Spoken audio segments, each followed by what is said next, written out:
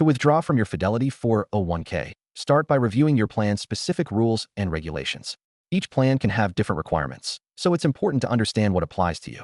Check if you are eligible to take a withdrawal and the circumstances under which you can do so, such as retirement, hardship, or termination of employment. Make sure to consider any tax implications and penalties that might apply. Next, log into your Fidelity online account.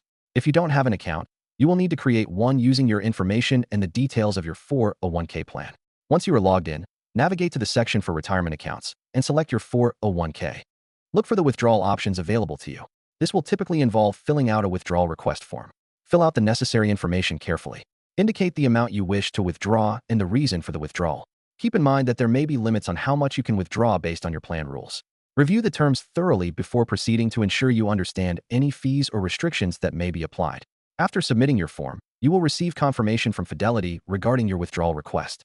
The funds may take several days to process, so be patient. Keep track of all your documentation for your records.